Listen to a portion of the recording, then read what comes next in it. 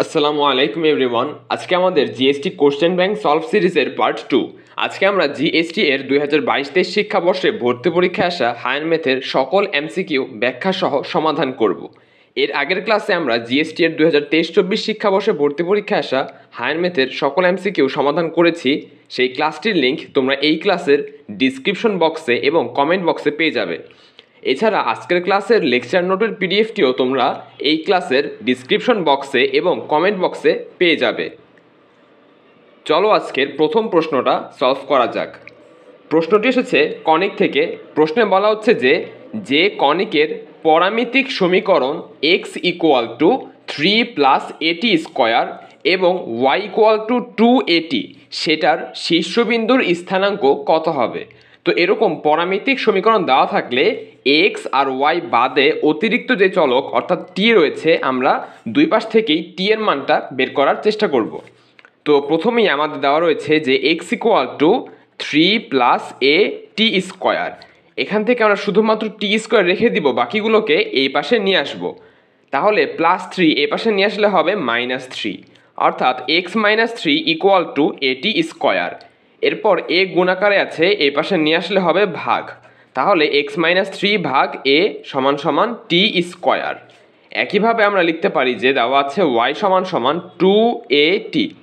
তাহলে এখান থেকে যদি শুধু t রাখতে চাই তাহলে 2a গুণাকারে আছে, এই পাশে হবে ভাগ। তাহলে y ভাগ 2a সমান সমান t। তো এবার খেয়াল করো, আমরা কিন্তু t এর একটা মান এখানে পেয়েছি। তো t এর এই মানটা যদি আমরা এই সমীকরণে বসিয়ে দেই তাহলে আমরা একটা জিনিস পাবো, সেটা হচ্ছে x - 3 ডিভাইডেড বাই a সমান সমান, এখানে কিন্তু আমাদের t ছিল, তো আমরা এই t এর জায়গায় লিখতে পারি y ডিভাইডেড বাই 2a। তাহলে y divided by 2a, t এর জায়গায় মানটা বসিয়ে দিয়েছি। এরপরে কিন্তু একটা হোল স্কয়ার রয়েছে, তাহলে এইখানে হোল স্কয়ার দিতে হবে। আচ্ছা, তাহলে x - 3 divided by a equal to, এখানে যদি আমরা স্কোয়ার করে দেই তাহলে পাবো y² ডিভাইডেড বাই 4a²। তাহলে খেয়াল করো, এখানে আছে a আর এখানে আছে a²। তাহলে a এবং a² কাটলে কিন্তু এই পাশে একটা a থাকে। এবার যদি আমরা আর গুণন করে দিই তাহলে পাবো y² ইকুয়াল টু 4a, এখানে গুণ হবে 4a ইন্টু x - 3। তো বুঝতে পারতেছো এটা হচ্ছে আমাদের একটি পরাবৃত্তের সমীকরণ। তাহলে উক্ত কনিকের সমীকরণটি আমাদের অ্যাকচুয়ালি পরাবৃত্তের সমীকরণ বোঝাচ্ছে। আচ্ছা, তো এটাকে আমরা আদর্শ ইকুয়েশনের সাথে কম্পেয়ার করব। আমরা জানি যে পরাবৃত্তের আদর্শ ইকুয়েশন হচ্ছে y - β² equal to 4a into x - alpha, যেখানে আলফা কমা বিটা হচ্ছে আমাদের পরাবৃত্তের শীর্ষবিন্দু। আলফা কমা যে বিটা রয়েছে সেটা হচ্ছে আমাদের পরাবৃত্তের শীর্ষবিন্দু। তো এবার যদি আমরা কম্পেয়ার করি তাহলে দেখতেই পাচ্ছ আলফার জায়গায় রয়েছে 3 এবং বিটা বলতে কিন্তু এখানে কোনো কিছু যোগ বিয়োগ আকারে নেই, তাহলে বিটার মানটা হচ্ছে 0। অর্থাৎ আমাদের যে আলফা বিটা সেটা হচ্ছে 3,0। তো শীর্ষবিন্দুর মানটা আমরা পেয়ে গেলাম 3,0। প্রশ্নে শীর্ষবিন্দুর স্থানাঙ্ক জানতে চেয়েছিল। আচ্ছা, তো 3,0 এই উত্তরটা আমাদের সি নাম্বার অপশনে রয়েছে। তাহলে সঠিক উত্তর হচ্ছে সি।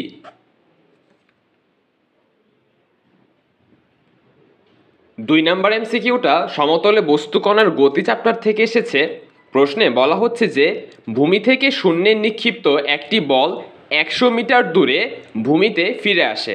অর্থাৎ এখানে আমাদের আনুভূমিক পাল্লা, আমরা যদি কোনো বস্তুকে নিক্ষেপ করি, অর্থাৎ আমরা এভাবে নিক্ষেপ করেছি, এর ফলে বস্তুটা আনুভূমিক বরাবর 100 মিটার দূরত্ব অতিক্রম করে ভূমিতে ফিরে এসে। আচ্ছা, তো এক্ষেত্রে আমাদের যে 100 মিটার দেওয়া রয়েছে সেটা হচ্ছে আনুভূমিক পাল্লা, এটাকে আমরা প্রকাশ করি আর দিয়ে। তাহলে আর এর মান দেওয়া আছে 100 মিটার। এরপর বলা হচ্ছে সেটার বিচরণ পথের সর্বাধিক উচ্চতা, অর্থাৎ এটা সর্বোচ্চ এত মিটার উপরে উঠতে পারে, এতটুকু হচ্ছে আমাদের সর্বাধিক উচ্চতা। তো এই সর্বাধিক উচ্চতাকে আমরা প্রকাশ করি বড় হাতের এইচ দিয়ে। প্রশ্নে এই বড় হাতের এইচ এর মানটাই দেওয়া আছে 75/4 মিটার। তাহলে জিজ্ঞেস করেছে নিক্ষেপণ কোণ কত হবে, অর্থাৎ আমরা বস্তুটাকে কত কোণে, আমরা ধরে নিচ্ছি বস্তুকে আলফা কোণে নিক্ষেপ করা হচ্ছিল। তো প্রশ্নে আমাদের এই আলফা এর মানটাই জানতে চেয়েছে। আচ্ছা, তো সর্বাধিক উচ্চতা এবং আনুভূমিক পাল্লা দেওয়া থাকলে আলফা বের করার সূত্র যেটা সেটা হচ্ছে টেন আলফা সমান সমান 4h ডিভাইডেড বাই আর, যেখানে আলফা হচ্ছে নিক্ষেপণ কোণ, এইচ হচ্ছে সর্বাধিক উচ্চতা, আর হচ্ছে আমাদের আনুভূমিক পাল্লা। তো এবার যদি আমরা মানগুলো বসিয়ে দিই তাহলে 4 ইন্টু এইচের মানটা হচ্ছে 75 ডিভাইডেড বাই 4 এবং নিচে আর এর মানটা হচ্ছে আমাদের 100। তাহলে দেখো 4 এবং 4 আমরা কেটে দিতে পারি, তাহলে থাকে 75 ডিভাইডেড বাই 100।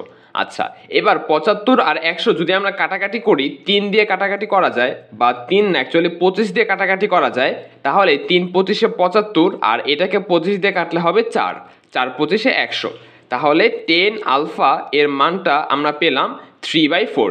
এখান থেকে কিন্তু আমরা বলতে পারি যে আলফা সমান সমান হচ্ছে 10 ইনভার্স 3/4, 10 ইনভার্স 3/4। তো এবার যদি আমরা অপশনগুলোর দিকে তাকাই তাহলে দেখতে পাচ্ছ এই অপশনটা কিন্তু আমাদের এই অপশনগুলোর মধ্যে নেই। তাহলে একটা কাজ করব, আমরা টেন ইনভার্সকে সাইন ইনভার্স অথবা কজ ইনভার্সে রূপান্তর করব, তাহলে দেখব যে এগুলো আসে কিনা। আচ্ছা, তো আমরা ফার্স্টে কজ ইনভার্সে রূপান্তর করব, এজন্য আমাদেরকে একটি সমকোণী ত্রিভুজ এঁকে নিতে হবে। তাহলে এটা হচ্ছে আমাদের সমকোণী ত্রিভুজ। এবার বিপরীত ত্রিকোণমিতিতে আমরা শিখেছিলাম যে কিভাবে টেন ইনভার্সকে কজ ইনভার্সে রূপান্তর করতে হয়। তো দেখো এখানে টেনের মান দেওয়া আছে 3/4। আমরা জানি টেন থিটা এর সূত্র হচ্ছে লম্ব বাই ভূমি। তাহলে লম্ব হচ্ছে 3, ভূমি হচ্ছে 4। তাহলে লম্বের জায়গায় 3 বসালাম, ভূমির জায়গায় 4 বসালাম।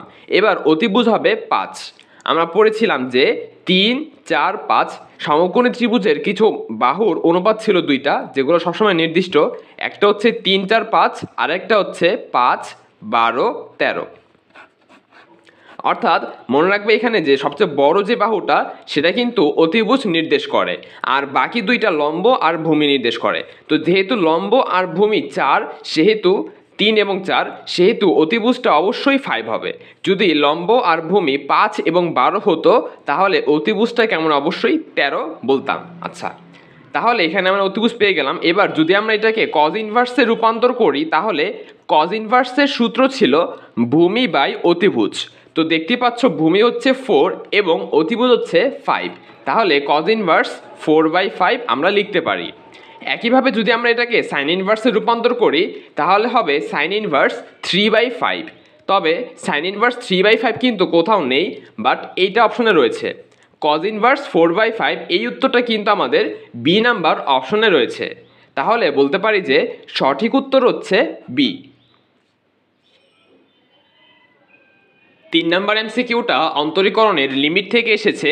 প্রশ্নে বলা হচ্ছে যে limit x tends to infinity x square into 2 divided by x power 4 plus 1 plus 3 divided by x cube plus 7 5 by x square plus 1 plus 6 by x square minus 6 এর মান কত? তো দেখো এখানে যেহেতু লিমিটটা এক্স টেন্স টু ইনফিনিটি দেওয়া রয়েছে, তো আমরা একটা কাজ করব, এই রাশিটাকে 1/x আকারে প্রকাশ করার চেষ্টা করব।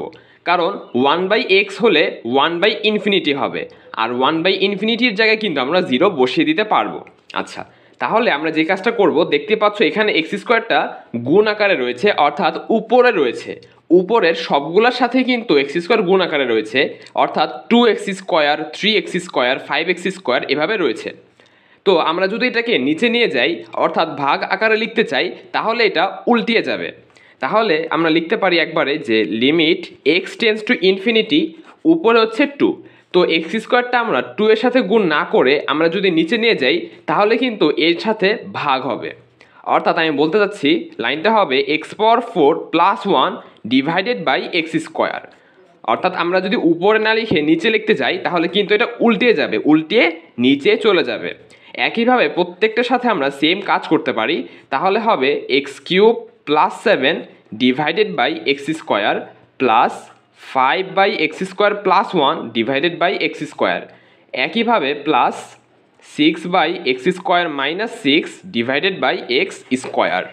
আচ্ছা, তো এবার হরের প্রত্যেকটাকে আমরা এক্স স্কোয়ার দিয়ে ভাগ করে দিব। তাহলে উপরে হচ্ছে আমাদের 2। এবার খেয়াল করো এখানে এটাকে যদি আমরা এক্স স্কোয়ার দিয়ে ভাগ করতে চাই তাহলে হবে এক্স পাওয়ার 4 ভাগ এক্স স্কোয়ার, তাহলে থাকবে এক্স স্কোয়ার প্লাস 1কেও ভাগ করলে আমরা পেয়ে যাব 1/x স্কোয়ার। এরপর 3 ডিভাইডেড বাই এক্স কিউব ভাগ এক্স স্কোয়ার করলে আমরা পাবো এক্স প্লাস 7/x। এরপর হচ্ছে 5 ডিভাইডেড বাই এখানে করলে আমরা পাবো এক্স স্কোয়ার ভাগ এক্স স্কোয়ার অর্থাৎ 1 পাবো, প্লাস 1/x স্কোয়ার করলে আমরা পেয়ে যাব 1/x স্কোয়ার। আচ্ছা, এরপরে রয়েছে প্লাস, উপরে হচ্ছে 6, নিচে x square by x square অর্থাৎ 1 মাইনাস 6/x স্কোয়ার। তাহলে দেখো আমরা কিন্তু এখানে 1 আকারে নিয়ে আসতে পেরেছি। আচ্ছা, এখানে এক্স স্কোয়ার থাকার সমস্যা নেই, আমরা একটা কাজ করবো, এবার লিমিটটাকে সরাসরি বসিয়ে দিব। তো লিমিটটা যদি বসানো হয় তাহলে এখানে ইনফিনিটি বসালে ইনফিনিটি স্কোয়ার, ইনফিনিটির পাওয়ারে যাই হোক না কেন সেটা কিন্তু ইনফিনিটি হয়, প্লাস এখানে যদি আমরা ইনফিনিটি বসাই তাহলে 1/ইনফিনিটি। খেয়াল করো 1/ইনফিনিটি এরকম আসতেছে, আর আমরা জানি 1/ইনফিনিটি মানে হচ্ছে 0, তো আমরা একবারে 0 লিখে দিলাম। প্লাস এখানেও সেম 3 ডিভাইডেড বাই এখানে যদি আমরা ইনফিনিটি বসাই তারপর হচ্ছে প্লাস 7/ইনফিনিটি, তাহলে এটাও 0 হবে। এরপর 5 ডিভাইডেড বাই 1 প্লাস এখানে হচ্ছে 1/ইনফিনিটি, তাহলে এটাও 0, প্লাস 6 ডিভাইডেড বাই 1 মাইনাস 6/ইনফিনিটি। সামথিং যে কোনো সংখ্যার নিচে যদি ইনফিনিটি থাকে তাহলে তার মান 0 হয়। আচ্ছা, তো এবার খেয়াল করো ইনফিনিটি প্লাস 0 এটা করলে কিন্তু শুধু ইনফিনিটি থাকে, তার মানে লাইনটা দাঁড়ায় 2/ইনফিনিটি, অর্থাৎ আবারও কিন্তু কোনো সংখ্যার নিচে ইনফিনিটি চলে আসতেছে, তাহলে এইটার মানও 0 হবে। প্লাস এখানেও সেম 3/ইনফিনিটি, 3/ইনফিনিটি মানে হচ্ছে 0, প্লাস এখানে থাকতেছে 5/1 অর্থাৎ 5, প্লাস এখানে থাকতেছে 6/1 অর্থাৎ 6। তাহলে দেখো সবগুলো যোগ করলে আমরা আলটিমেটলি মানটা পেয়ে গেলাম 11। তো এটাই হচ্ছে আমাদের লিমিটটার মান। যদি আমরা অপশনগুলো দিকে খেয়াল করি দেখতে পাচ্ছ আমাদের সি নাম্বার অপশনে 11 রয়েছে, তাহলে সঠিক উত্তর হচ্ছে সি। 4 নম্বর এমসিকিউটা কনিক থেকে এসেছে। প্রশ্নে বলা হচ্ছে যে x²/30 plus y²/14 equal to 1 এই উপবৃত্তের নিয়ামক রেখাদ্বয়ের মধ্যবর্তী দূরত্ব কত হবে। আচ্ছা, তো এই সমীকরণটাকে আমরা যদি উপবৃত্তের আদর্শ ইকুয়েশনের সাথে কম্পেয়ার করি তাহলে আদর্শ ইকুয়েশন হচ্ছে x² plus y²/b² equal to 1। তো বুঝতে পারতেছো আমাদের যে a স্কোয়ার তার মান হচ্ছে 30 এবং বি স্কোয়ার এর মান হচ্ছে 14। তো যেহেতু a স্কোয়ারের মানটা বড় তাহলে আমাদের উপবৃত্তের চিত্রটা হবে এরকম, অর্থাৎ উপবৃত্তের যে বৃহদাক্ষ সেটা হবে x অক্ষ বরাবর, কারণ এর মানটা বড়। আচ্ছা, তাহলে এটা হচ্ছে আমাদের উপবৃত্ত, এখান থেকে এতটুকু হচ্ছে আমাদের বৃহদাক্ষ আর এতটুকু হচ্ছে আমাদের ক্ষুদ্রাক্ষ। তো আমাদের যেই নিয়ামক রেখা, একটা নিয়ামক রেখা হবে এইখানে, আরেকটা নিয়ামক রেখা হবে এইখানে, এবং আমরা জানি যে কেন্দ্র থেকে নিয়ামক রেখাদ্বয়ের দূরত্ব কিন্তু হয় AE, অর্থাৎ কেন্দ্র থেকে এই নিয়ামকের দূরত্ব হচ্ছে AE। একইভাবে এই কেন্দ্র থেকে এই নিয়ামকের দূরত্ব হচ্ছে আমাদের AE, তাহলে নিয়ামক দুইটার মোট যে দূরত্ব সেটা হচ্ছে 2AE। প্রশ্নে আমাদের এইটার মানে জানতে চেয়েছে। তো দেখো 2 ইন্টু এর মানটা কিন্তু আমরা অলরেডি জানি, এর মানটা হচ্ছে √30, এর মানটা হচ্ছে √30। এবার আমাদেরকে ই এর মানটা বের করতে হবে। তো ই বের করার সূত্র আমরা জানি √1 মাইনাস b²/a²। তবে এখানে খেয়াল রাখবে এ আর বি এর মধ্যে যেটা বড় সেইটা অলওয়েজ নিচে বসে। যদি বি এর মানটা বড় হতো তাহলে আমরা বি নিচে লিখতাম, উপরে এ লিখতাম। আচ্ছা, তাহলে এখানে যদি আমরা এবার মানগুলো বসিয়ে দিই তাহলে 1 মাইনাস b² এর মানটা হচ্ছে 14 ডিভাইডেড বাই a² এর মানটা হচ্ছে 30। এবার লসাগু করলে নিচে হবে 30, উপরে হবে 30 একে 30 মাইনাস 14। তো এবার দেখো 30 মাইনাস 14 যোগ বিয়োগ করলে আমরা পেয়ে যাব 16, আর 16কে রুট করলে আমরা একবারে লিখতে পারি 4, নিচে থাকতেছে 30। দেখো আমরা কিন্তু এখানে 16কে রুট করে 4 লিখেছি, তো 30কেও কিন্তু রুট করতে হবে, রুট কিন্তু সবার মধ্যেই ছিল। আমরা এখানে লসাগু করেছি, এরপর যোগ বিয়োগ করলে আসে 16, 16কে রুট করলে পাই 4, 30কে রুট করলে √30ই হয়। আচ্ছা, তো ই এর মান হচ্ছে আমাদের এইটা। এবার ই এর মানটা আমরা এখানে বসিয়ে দিব, তাহলে হচ্ছে 4 ডিভাইডেড বাই আচ্ছা, এখানে একটু ভুল বলেছি, দেখো উপবৃত্তের যে নিয়ামক রেখা তাদের দূরত্ব কিন্তু অ্যাকচুয়ালি এ ই না, এটা হচ্ছে এ ভাগ ই। আমাদের যে উপকেন্দ্র সেটা ছিল এ ই, কিন্তু নিয়ামক রেখা এটা কিন্তু এ ভাগ ই হবে। উপবৃত্তের যে নিয়ামক রেখা তাদের মধ্যবর্তী দূরত্ব হচ্ছে 2a ভাগ ই। যদি বলতো উপকেন্দ্র তাহলে হতো 2a/e। আচ্ছা, তাহলে এখানে কিন্তু ইটাকে ভাগ আকারে অর্থাৎ 1/e এর মানটা বসাতে হবে।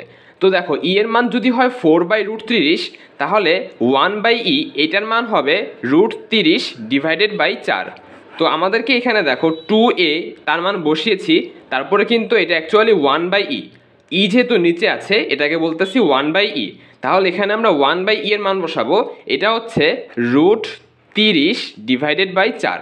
আচ্ছা, তো এবার দেখো 2 আর 4 কাটাকাটি করলে নিচে 2 থাকে, আর উপরে √30 ইন্টু √30 এটা করলে আমরা পেয়ে যাব শুধু 30, আর নিচে আছে 2। তাহলে 30/2 করলে আমরা পেয়ে যাব 15 একক। তো এটাই হচ্ছে আমাদের নিয়ামক দ্বয়ের মধ্যবর্তী দূরত্ব। আমাদের খেয়াল রাখতে হবে যে নিয়ামক দ্বয়ের দূরত্ব হচ্ছে a/e, দুইটা নিয়ামকের মধ্যবর্তী দূরত্ব হচ্ছে 2a/e, আর উপকেন্দ্র বললে সেটা হতো 2a/e। আচ্ছা, আশা করি সবাই এটা বুঝতে পেরেছো।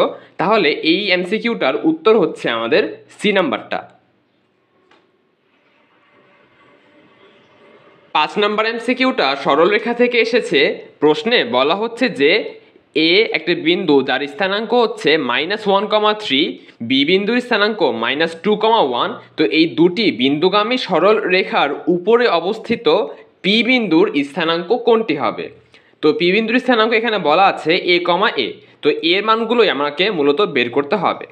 তো আমরা যদি এটা চিত্র এঁকে বুঝাই, তাহলে ধরে নিচ্ছি যে এটা হচ্ছে আমাদের এ বিন্দু এবং এটা হচ্ছে আমাদের বি বিন্দু। বলা হচ্ছে যে এই দুটি বিন্দুগামী যে সরল রেখা তার উপরেই পি বিন্দু অবস্থিত। তাহলে আমরা ধরে নিচ্ছি যে এটা হচ্ছে আমাদের পি বিন্দু। তাহলে দেখো এ, পি, বি এই তিনটি বিন্দুই কিন্তু একই রেখার উপর অবস্থিত। তাহলে আমরা বলতেই পারি যে এপি রেখাংশ, এখানে যে রেখাংশ রয়েছে এপি, এপি এর যে ঢাল পিবি এর ঢাল একই হবে। এপি এবং পিবি এর ঢাল কিন্তু একই হবে। অথবা অন্যভাবে বলা যায় এ বি, আমরা সম্পূর্ণ এবিটাকেও নিতে পারি, এবি এবং এপি এরপর পিবি প্রত্যেকটার বেলায় ঢাল আমার একই থাকবে, কারণ এই তিনটি বিন্দু একই রেখাতেই অবস্থিত। আচ্ছা, তাহলে এবার ঢালের সূত্র আমরা জানি। ঢাল বের করার সূত্র হচ্ছে কোটিদ্বয়ের অন্তর অর্থাৎ y2 - y1 ডিভাইডেড বাই ভুজদ্বয়ের অন্তর অর্থাৎ x2 - x1। তো এপি এর ঢাল বের করার সময় যে আমরা এই বিন্দু এবং এই বিন্দু এই দুইটার ঢাল বের করতেছি, তাহলে y2 - y1 অর্থাৎ a - 3 divided by x2 - x1 অর্থাৎ a মাইনাসে মাইনাসে +1 হবে, a +1 ইকুয়াল টু পিবি। তো পিবি বের করার সময় আমরা এই দুটো রেখার ঢাল বের করতেছি, তাহলে কোটিদ্বয়ের অন্তর করলে আমরা লিখতে পারি a - 1 অর্থাৎ a - 1, আর নিচে হবে a মাইনাসে মাইনাসে +2, a +2। এবার এখানে আর গুণন করে সিম্পলিফাই করলে কিন্তু আমরা এর মানটা পেয়ে যাব। তাহলে দেখো ফার্স্টে যদি আমরা এইটা এবং এইটা গুণ করি, তাহলে এখানে সূত্র হয় a + b into a - b। এর সূত্র হচ্ছে a square minus b square equal to, আমরা এবার এই দুটো গুণ করব। তাহলে a দিয়ে সবাইকে গুণ করলে পাবো a স্কোয়ার প্লাস 2a, তারপর -3 দিয়ে গুণ করলে পাবো -3a প্লাসে মাইনাসে -3 দুগুণে 6। তো দেখতেই পাচ্ছ দুই পাশ থেকে কিন্তু a স্কোয়ার কাটাকাটি যায়। আচ্ছা, তাহলে এখানে থাকে আমাদের -1 ইকুয়াল টু, এইখানে থাকে 2a - 3a অর্থাৎ -a, এরপর -6, এরপর এটাকে এই পাশে নিয়ে আসলে হবে +a, আর -1টাকে এই পাশে নিলে হবে +1, আর আগে থেকে আমাদের ছিল -6। তাহলে দেখো 1 - 6 করলে আমরা পেয়ে যাব -5। তাহলে এর মানটা আমরা পেয়ে গিয়েছি -5। তাহলে পি বিন্দুর স্থানাঙ্ক হবে -5, -5। আমরা যদি এর মানটাকে এখানে বসাই তাহলে কিন্তু বুঝতে পারতেছি যে পি এর স্থানাঙ্ক হবে -5, -5। তো দেখতে পাচ্ছ এই উত্তরটা আমাদের বি নাম্বার অপশনে রয়েছে। তাহলে সঠিক উত্তর হবে বি। 6 নম্বর এমসিকিউটা অন্তরীকরণ থেকে এসেছে। প্রশ্নে বলা হচ্ছে যে এক্স এর কোন মানের জন্য y equal to x ln x এর লঘুমান নির্ণয় করা যাবে। তো দেখো, লঘুমান অথবা গুণমান বের করার জন্যই কিন্তু আমাদের যে ফাংশন দেওয়া থাকে সেটাকে প্রথমেই দুইবার ddx করতে হয়। তো আমাদের দেওয়া আছে y equal to x ln x. তো এটাকে যদি আমরা একবার ddx করি তাহলে পাবো dy by dx equal to ddx of x ln x.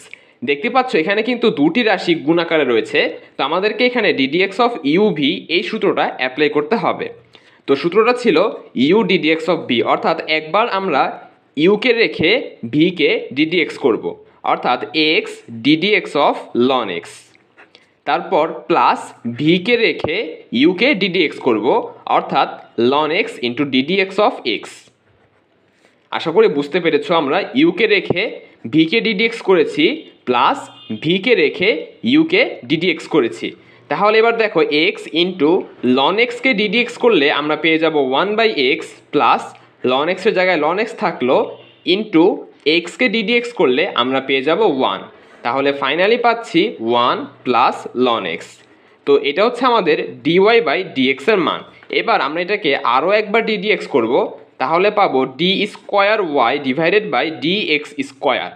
এবার 1 কে ddx করলে হয় 0, প্লাস ln x কে ddx করলে হয় 1/x। আচ্ছা, তাহলে আমরা পেয়ে গেলাম 1/x। আচ্ছা, তো এবার আমাদের প্রশ্নে x এর মানটা জানতে চেয়েছিল। আমরা জানি x এর মানটা বের করতে হয় প্রথমবার যে ddx করেছি সেখান থেকে। তো গুণমান বা লঘুমানের জন্য প্রথম যে ddx অর্থাৎ dy বাই dx এটা ইকুয়াল টু কিন্তু 0 হয়।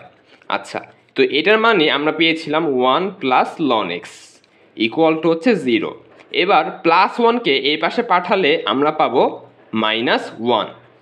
আচ্ছা, এবার মনে রাখবে যদি আমরা লনকে এক পাশ থেকে আরেক পাশে পাঠাই তাহলে সেটা ই হয়ে যায়, এবং এই পাশে যদি কোনো সংখ্যা থাকে তাহলে সেটা ই এর পাওয়ারে চলে যায়। অর্থাৎ এক্স এর মানটা আমরা পাবো ই ইনভার্স 1। ই ইনভার্স 1কে আমরা লিখতে পারি 1/e। তাহলে এক্স এর কিন্তু আমরা একটা মান পেয়ে গেলাম। এবার এক্স এর এই মান থেকে আমরা গুণমান পাবো নাকি লঘুমান পাবো সেটা বুঝতে পারবো এখান থেকে। এক্স এর এই মানটা যদি আমরা d square y by d x স্কোয়ারের মধ্যে বসিয়ে দিই তাহলে বুঝতে পারবো যে এখান থেকে গুণমান আসে নাকি লঘুমান আসে। আচ্ছা, তাহলে এক্স এর জায়গায় যদি 1/e বসানো হয়, দেখো এক্স এর মানটা হচ্ছে 1/e, তাহলে 1/x এর মানটা কিন্তু ই হবে, এবং ই এর মানটা আমরা জানি 2.71 এরকম সামথিং মান আসে, যে মানটা 0 থেকে বড়।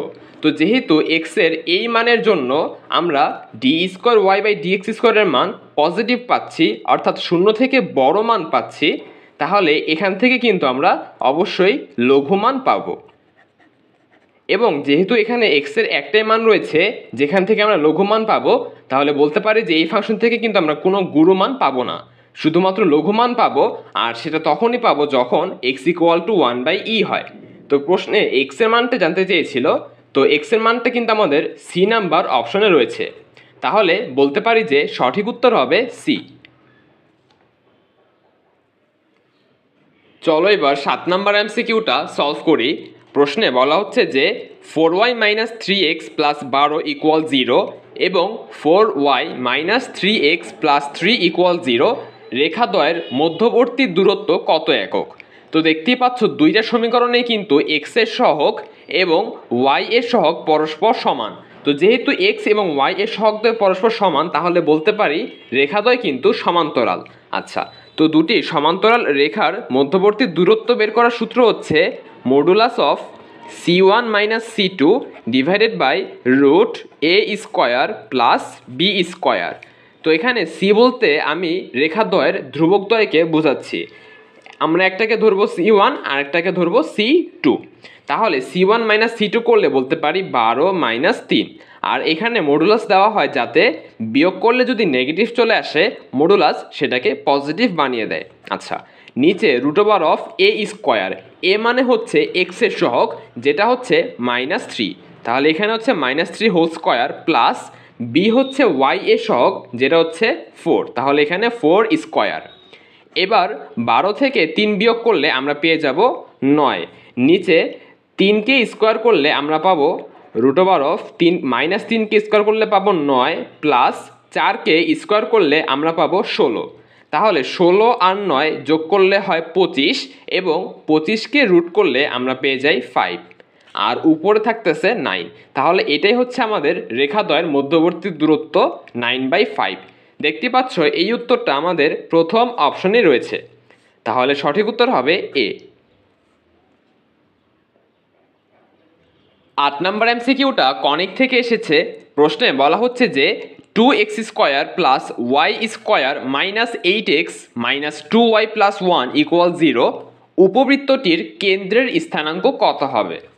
তো দেখো উপবৃত্তের কেন্দ্র বের করা কিন্তু একটা সরাসরি সূত্র রয়েছে, সেটা হচ্ছে উপবৃত্তের কেন্দ্র। আমরা বৃত্তের কেন্দ্র বের করা যে সূত্র সেটা পড়েছিলাম এক্সের সহগ ডিভাইডেড বাই -2। আমরা বৃত্তের যে কেন্দ্র সেটা বের করার সূত্র পড়েছিলাম এক্সের সহগ বাই -2 কমা ওয়াই এর সহগ বাই -2। এটাও সেম, কিন্তু দেখো বৃত্তের সমীকরণে আমাদের যে এক্স স্কোয়ার এবং ওয়াই স্কোয়ার ছিল তাদের সহগ কিন্তু 1 থাকতো, বাট উপবৃত্তে কিন্তু এদের সহগ দুইটা 1 থাকে না। এর জন্য আমাদের কি করতে হয়, নিচে এক্স স্কোয়ারের সহগ দিয়েও গুণ করতে হয়, নিচে এক্স স্কোয়ার সহগ, অর্থাৎ এখানে হচ্ছে এক্সের সহগ বাই -2 ইন্টু এক্স স্কোয়ারের সহগ। একইভাবে এখানে হবে ওয়াই এর সহগ ডিভাইডেড বাই -2 ইন্টু ওয়াই স্কোয়ারের সহগ। আচ্ছা, তো এই সূত্রের মাধ্যমে কিন্তু আমরা সরাসরি উপবৃত্তের কেন্দ্রটা পেয়ে যাই।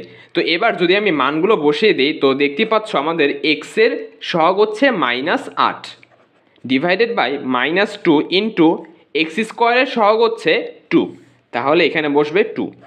এরপর ওয়াই এর সহগ হচ্ছে আমাদের -2 ডিভাইডেড বাই হচ্ছে -2 ইন্টু ওয়াই স্কোয়ারের সহগ। তো এখানে আমাদের সমীকরণে ওয়াই স্কোয়ারের সহগ হচ্ছে 1, তাহলে এখানে লিখে দিলাম 1। এবার যদি এখানে ক্যালকুলেশন করি তো দেখো এই মাইনাস এবং এই মাইনাস আমরা কেটে দিতে পারি। এখানে হয় 2 দুগুণে 4, তো 8 ভাগ 4 করলে আমরা পেয়ে যাব 2, কমা এখানে দেখো -2 এবং -2 কিন্তু কাটাকাটি যায়, থাকে 1/1 অর্থাৎ শুধু 1। তো এটি হচ্ছে আমাদের উপবৃত্তের কেন্দ্র। তো এই উত্তরটা আমাদের প্রথম অপশনে রয়েছে, তাহলে বলতে পারি যে সঠিক উত্তর হচ্ছে এ। 9 নম্বর এমসিকিউটা যোগজীকরণ থেকে এসেছে। প্রশ্নে বলা হচ্ছে যে 3 ইন্টিগ্রেট sin 3x ইন্টু ই পাওয়ার cos 3x dx এর মান কত হবে। আমাদের লিমিট দেওয়া আছে 0 থেকে π/2।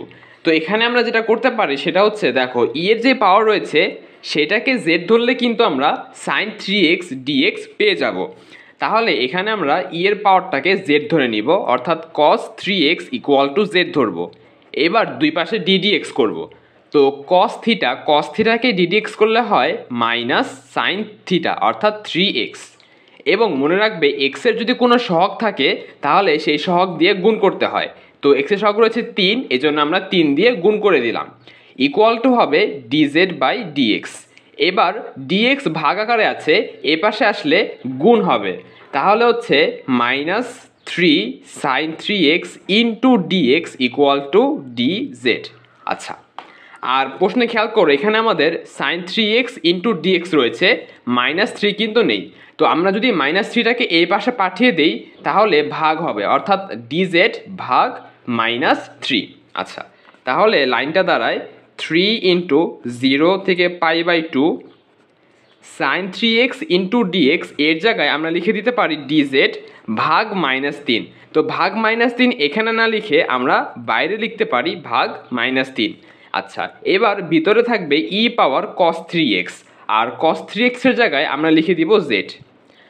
এবার খেয়াল কর আমরা যেহেতু চলকটাকে চেঞ্জ করেছি তাহলে লিমিটটাকেও কিন্তু চেঞ্জ করা লাগবে। লিমিটটা এখানে এটা থাকবে না, লিমিটটা চেঞ্জ করা লাগবে, আমি এখানে করে দেখাচ্ছি। আচ্ছা, তো উপরে লিখতেছি আমাদের x, নিচে লিখতেছি z।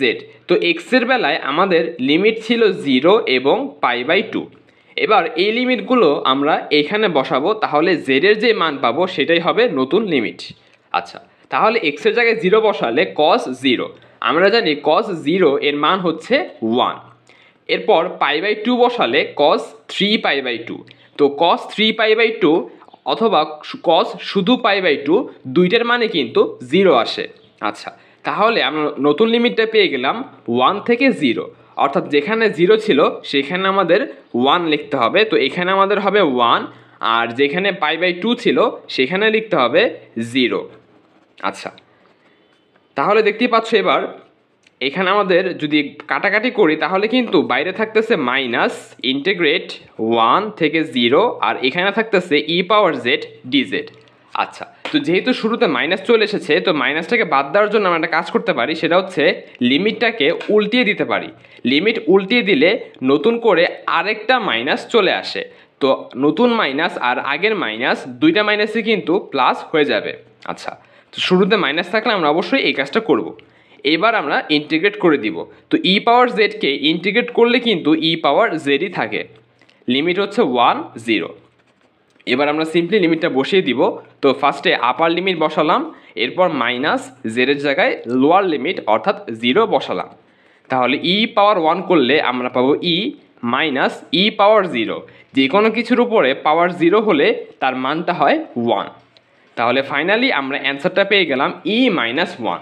তো এই উত্তরটা আমাদের সি নাম্বার অপশনে রয়েছে, তাহলে বলতে পারি যে সঠিক উত্তর হবে সি। 10 নম্বর এমসিকিউটা কনিক থেকে এসেছে। প্রশ্নে বলা হচ্ছে যে x² minus 8x plus 4y minus 4 equal 0 কনিকটির দ্বিকাক্ষের পাদবিন্দুর স্থানাঙ্ক কত হবে। তো ফার্স্ট অফ অল আমরা এই কনিকটাকে আদর্শ আকারে প্রকাশ করব। দেখতে পাচ্ছ এক্স এর মধ্যে স্কোয়ার রয়েছে এবং ওয়াই হচ্ছে একঘাতি, তাহলে কিন্তু এটা পরাবৃত্তের সমীকরণ। এটা হচ্ছে x² ইকুয়াল টু 4ay, এই পরাবৃত্তের সমীকরণ। আচ্ছা, তাহলে আমরা এক্সগুলোকে এক পাশে রাখবো এবং ওয়াইগুলোকে আর এক পাশে নিয়ে যাব। তো প্লাস 4y এই পাশে গেলে হবে মাইনাস 4y, মাইনাস 4 এই পাশে গেলে হবে প্লাস 4। আচ্ছা, তো এবার যেহেতু এক্স এর মধ্যে স্কোয়ার রয়েছে, আমরা এখানে পূর্ণবর্গ অর্থাৎ a মাইনাস বি হোল স্কোয়ারের সূত্র বানানোর চেষ্টা করব। আচ্ছা, এখানে লিখি, তাহলে a² মাইনাস 2a, দেখতে পাচ্ছ 4 গুণ করলেই কিন্তু 4 দুগুণে 8x হয়। আচ্ছা, তাহলে 2ab প্লাস হচ্ছে b²। তো সূত্র মেলানোর জন্য আমরা এখানে অতিরিক্ত 4² অর্থাৎ 16 যোগ করেছি। যেহেতু এক পাশে 16 যোগ করেছি সেহেতু এই পাশেও আমাদেরকে 16 যোগ করতে হবে।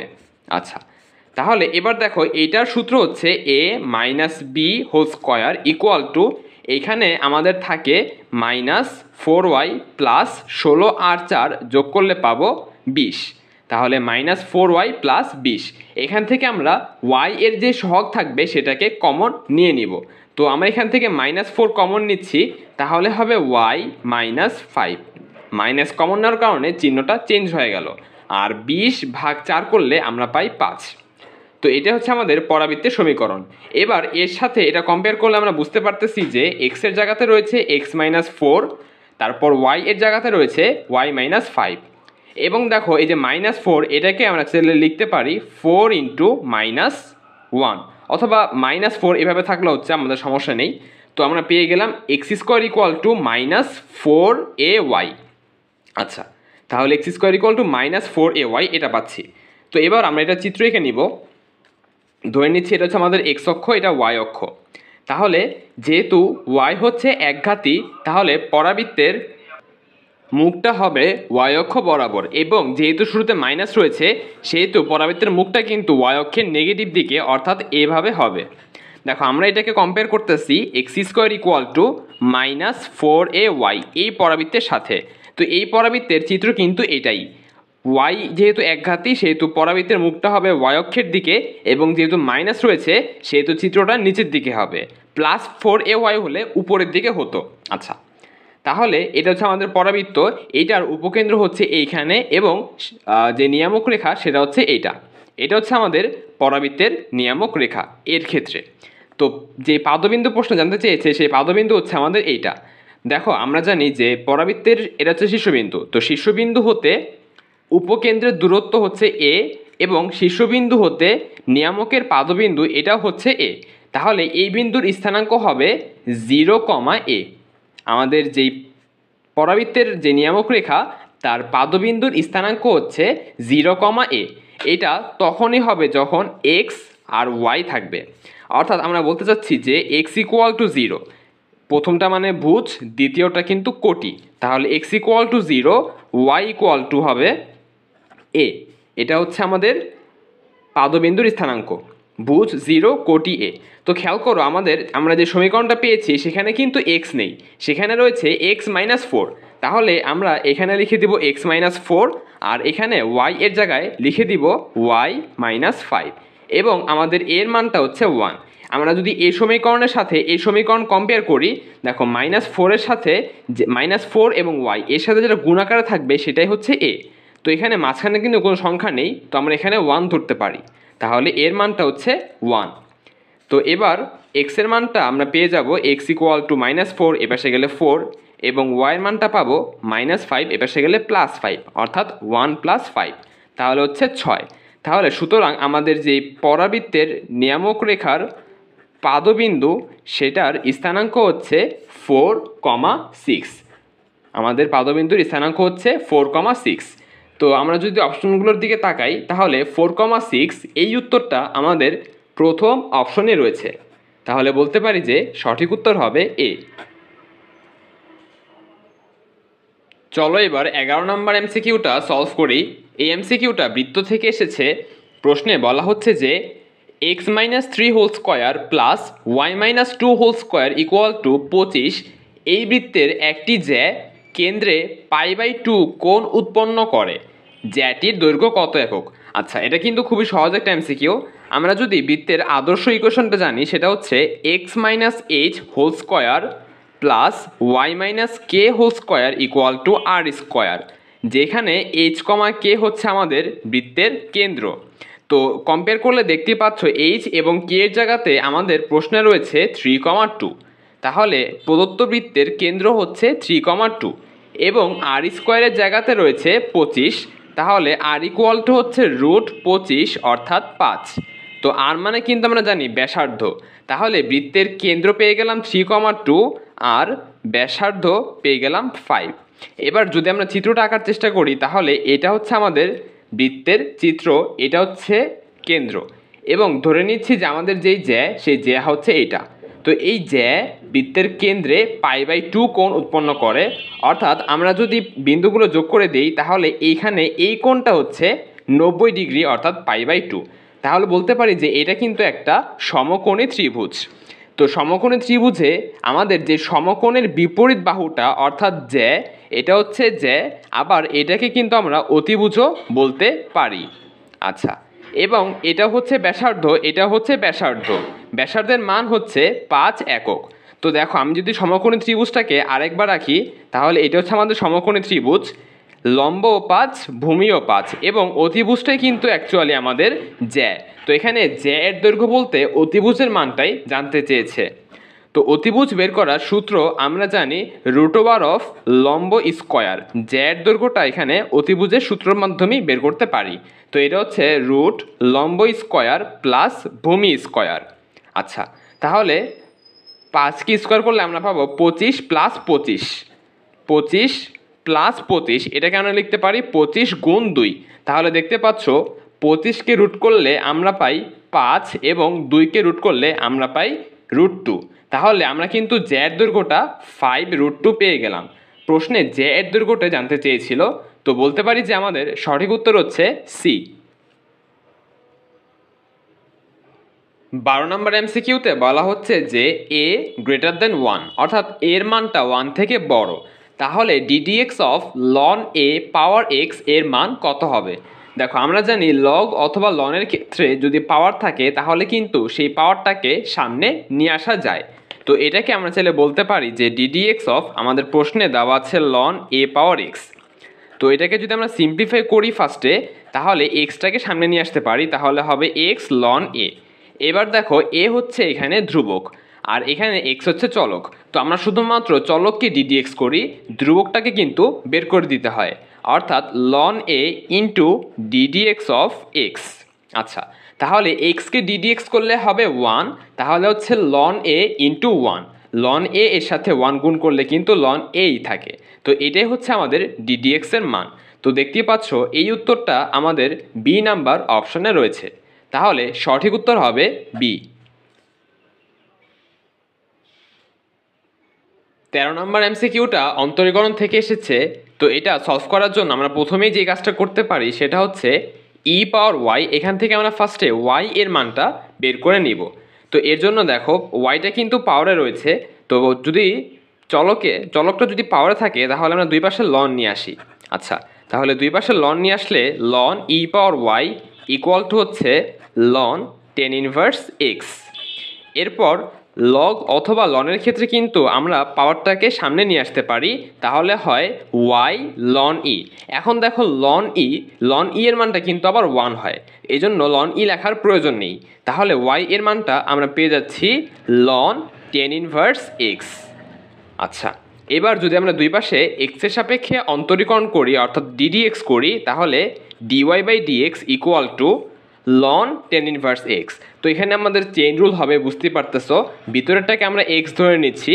তাহলে লন এক্সকে ডিডিএক্স করলে হয় 1 বাই এক্স। তো এখানে আমরা এক্স না লিখে টেন ইনভার্স এক্স লিখব। এবার যেটাকে আমরা এক্স ধরেছিলাম সেটাকে পুনরায় ডিডিএক্স করা লাগে। তো টেন ইনভার্স এক্সকে ডিডিএক্স করলে আমরা পাবো 1 বাই 1 প্লাস এক্স স্কোয়ার। তো এটা হচ্ছে ডিওয়াই বাই ডিএক্স এর মান। খেয়াল করো প্রশ্নে কিন্তু বলেছিল ডিএক্স বাই ডিওয়াই, তাহলে সিম্পলি দুই পাশে উল্টিয়ে দিতে হবে। তাহলে দুই পাশে উল্টিয়ে দিলে আমরা পাই ডিএক্স বাই ডিওয়াই সমান সমান হবে 1 plus x square into ten inverse x. দুই পাশে জাস্ট আমরা উল্টিয়ে দিয়েছি, তাহলে কিন্তু আমরা এই মানটা পেয়ে যাই। তো দেখতে পাচ্ছ এই উত্তরটা আমাদের বি নাম্বার অপশনে রয়েছে। তাহলে বলতে পারি যে সঠিক উত্তর হচ্ছে বি। চলো এবার 14 নম্বর এমসিকিউটা সলভ করি। তো এমসিকিউটা সলভ করার পূর্বে আমাদের একটি ধারা জানা লাগবে। ধারাটি হচ্ছে 1 প্লাস এক্স ইনভার্স 1 অর্থাৎ 1 বাই 1 প্লাস এক্স এর। তো এর যে ধারাটি সেটা হচ্ছে 1 minus x plus x square minus x cube plus x power 4 minus এভাবে ডট ডট অসীম পর্যন্ত। তো এটার কারণ হচ্ছে দেখো আমাদের প্রশ্নে যে ধারা দেওয়া আছে সেটার সাথে কিন্তু এটা সম্পর্ক রয়েছে। এখানে ধারাটির মধ্যে যদি আমরা 1-এর পরে মাইনাস কমন নেই তাহলে লাইনটা দাঁড়ায় x minus x square plus x cube minus x power 4 plus dot dot infinity. তো দেখো মাইনাস কমন নেওয়ার ফলে আমরা যে ধারাটি পেলাম সেটাই কিন্তু প্রশ্নে দেওয়া আছে। তো আমরা কিন্তু এবার চাইলেই এর জায়গাতে ওয়াই লিখতে পারি।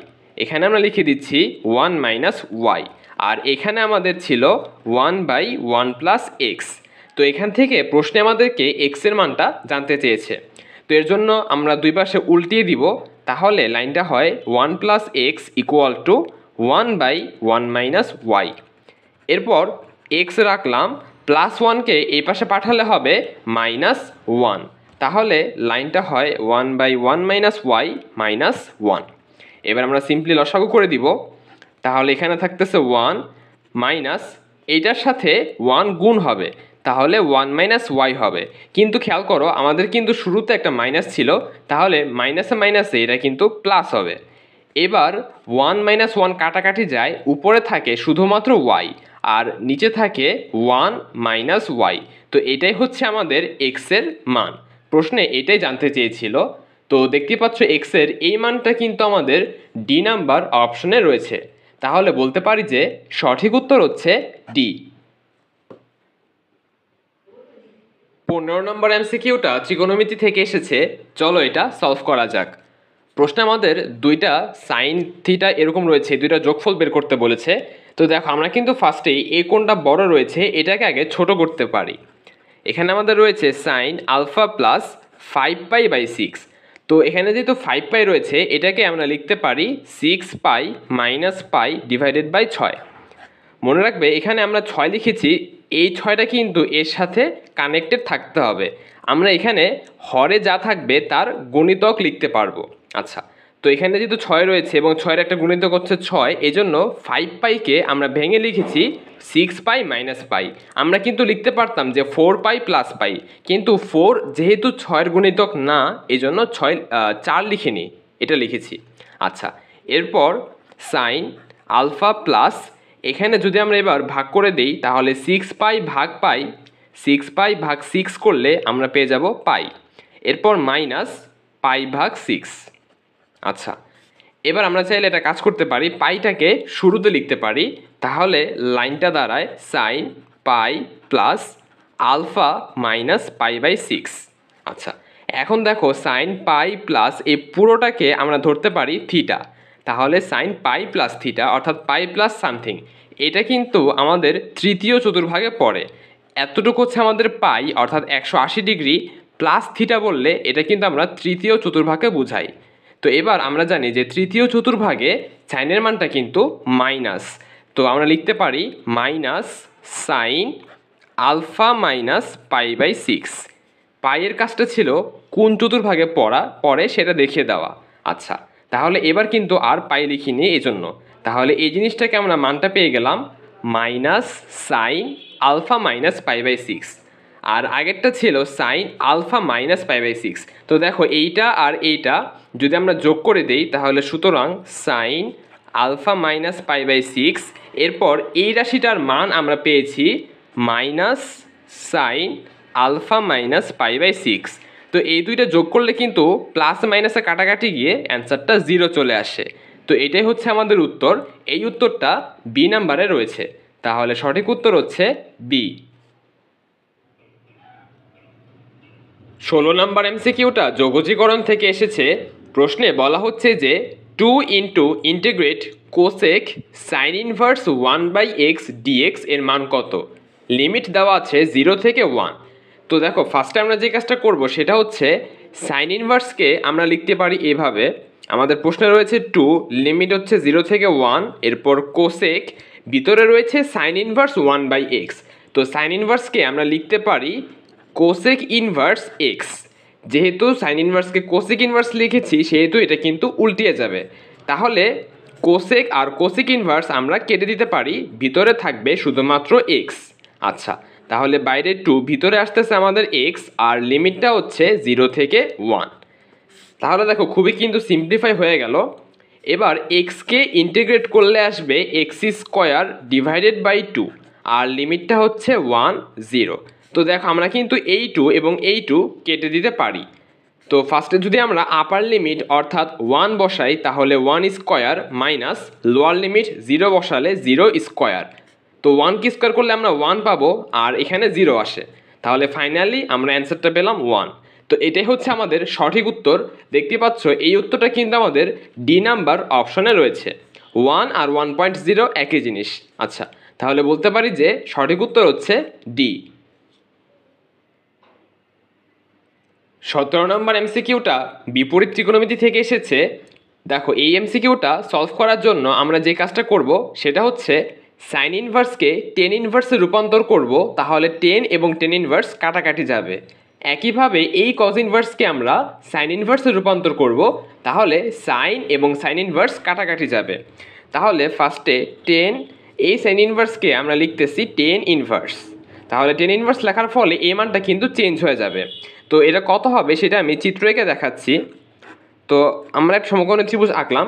এবার দেখো সাইন ইনভার্স, আমরা জানি সাইন থিটা এর সূত্র হচ্ছে লম্ব বাই অতিভুজ, যেখানে লম্ব হচ্ছে এইটা আর নিচে অতিভুজ কিছু নেই, তো অতিভুজকে আমরা ধরতে পারি 1। তাহলে লম্ব হচ্ছে √1 মাইনাস এক্স স্কোয়ার, অতিভুজ হচ্ছে 1। এবার ভূমি এর মানটা লাগবে। তো ভূমি বের করার সূত্র হচ্ছে √of লম্ব স্কোয়ার √of অতিভুজ স্কোয়ার অর্থাৎ 1 মাইনাস লম্ব স্কোয়ার। তো এইটাকে স্কোয়ার করলে কিন্তু রুট থাকবে না, 1 মাইনাস এক্স স্কোয়ার হবে। তবে শুরুতে যে মাইনাস ছিল সেই মাইনাসের কারণে কিন্তু এটা প্লাস হয়ে যাবে। তাহলে দেখো 1 আর -1 কাটাকাটি যাচ্ছে, থাকতেছে √x স্কোয়ার। এক্স স্কোয়ারকে রুট করলে আমরা পেয়ে যাব এক্স, তাহলে ভূমি এর মানটা আমরা পেয়ে গেলাম এক্স। তাহলে যেহেতু টেন ইনভার্স লিখেছি এখানে আমাদেরকে লম্ব বাই ভূমি বসাতে হবে। তো লম্ব হচ্ছে √1 - x² ভূমি হচ্ছে x। আচ্ছা, এরপর একইভাবে সাইন, এখানে রয়েছে কজ ইনভার্স, তো এটাকে আমরা প্রকাশ করব সাইন ইনভার্সে। তাহলে এটার জন্য আমরা পুনরায় আরও একটা ত্রিভুজ এঁকে নিচ্ছি। তো এখানে আছে কজ ইনভার্স 1/√5। তো কস থিটার সূত্র হচ্ছে ভূমি বাই অতিভুজ। তাহলে ভূমি 1 আর অতিভুজ √5। ভূমি হচ্ছে 1, অতিভুজ হচ্ছে √5। তাহলে লম্ব বের করার সূত্রটা ছিল আমাদের √ অতিভুজের স্কোয়ার মানে 5 মাইনাস ভূমি স্কোয়ার, 1 কে স্কোয়ার করলে আমরা 1ই পাবো। তাহলে 5 থেকে 1 বিয়োগ করলে হয় 4, √4, আর 4কে রুট করলে আমরা পেয়ে যাব 2।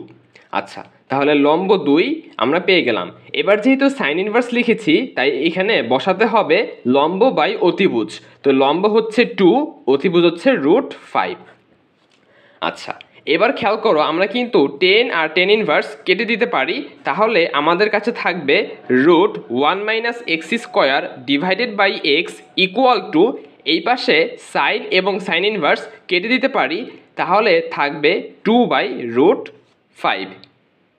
আচ্ছা, এই অংশগুলোকে আমি আলাদা করে দিচ্ছি, এটাকেও আলাদা করে দিচ্ছি। আচ্ছা, এবার দেখো আমাদের এখান থেকে x এর মানটা বের করতে বলেছিল। তো এখানে রুট রয়েছে, এই জন্য রুটটাকে বাদ দেওয়ার জন্য আমরা দুই পাশে স্কোয়ার করে দিব।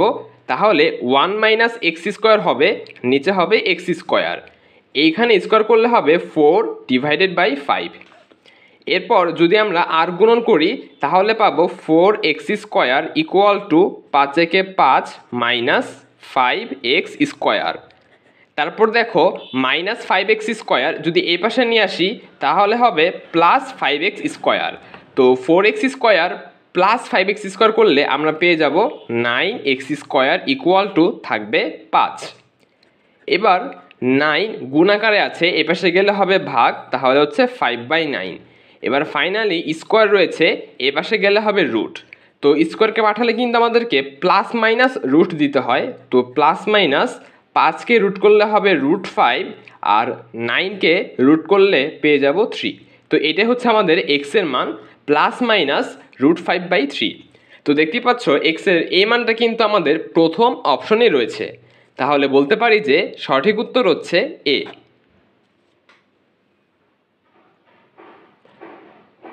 18 নম্বর এমসিকিউটা ম্যাট্রিক্স থেকে এসেছে, চলো এটা সলভ করি। প্রশ্নে বলা হচ্ছে এ এবং A∩B * C ম্যাট্রিক্স দুটির ক্রম যথাক্রমে 4/5 এবং 5/2 হলে সি ম্যাট্রিক্সের ক্রম কোনটি হবে? আচ্ছা, এখানে আমাদের দেওয়া রয়েছে যে এ ম্যাট্রিক্সের ক্রম হচ্ছে 4/5। তাহলে A∩, দেখো আমাদের কিন্তু এখানে রয়েছে A∩, তাহলে A∩ যে ম্যাট্রিক্স তার ক্রম হবে 5/4। তো এখানে মাত্রা বা ক্রম বলতে কিন্তু আমরা বুঝি যে প্রথমটা সারির সংখ্যা, পরেরটা হচ্ছে কলামের সংখ্যা। তো ট্রান্সপোজের ক্ষেত্রে যেহেতু আমরা সারিকে কলাম এবং কলামকে সারিতে রূপান্তর করি, তাহলে মাত্রাটা কিন্তু চেঞ্জ হয়ে উল্টা হয়ে যাবে। এর মাত্রা 4/5, তাহলে A∩এর মাত্রা হবে 5/4। আচ্ছা, এরপর রয়েছে +B। তো যখন আমরা দুটি ম্যাট্রিক্সকে যোগ করি তাহলে তখন তাদের ম্যাট্রিক্স দ্বয়ের মাত্রা কিন্তু একই হতে হয়। অর্থাৎ এখানে বি ম্যাট্রিক্সের মাত্রাও হচ্ছে 5/4। তাহলে A∩ এবং A∩ প্লাস বি যখন আমরা করতেছি সেই যোগফলের মাত্রাটাও কিন্তু 5/4। যোগ বিয়োগ করলে কিন্তু মাত্রার কোনো চেঞ্জ হয় না। আচ্ছা, এবার আমরা যোগ করার ফলে যে ম্যাট্রিক্সটা পেয়েছি তার সাথে সি ম্যাট্রিক্সটা গুণ করব। তো সি ম্যাট্রিক্সের মাত্রা কত হবে সেটাই প্রশ্নে জানতে চেয়েছে। দেখো, দুটি ম্যাট্রিক্স আমরা তখনই গুণ করতে পারি যখন, আমি যদি এখানে এক্সাম্পল দিই, ধরো একটা হচ্ছে এ ম্যাট্রিক্স, একটা হচ্ছে বি ম্যাট্রিক্স।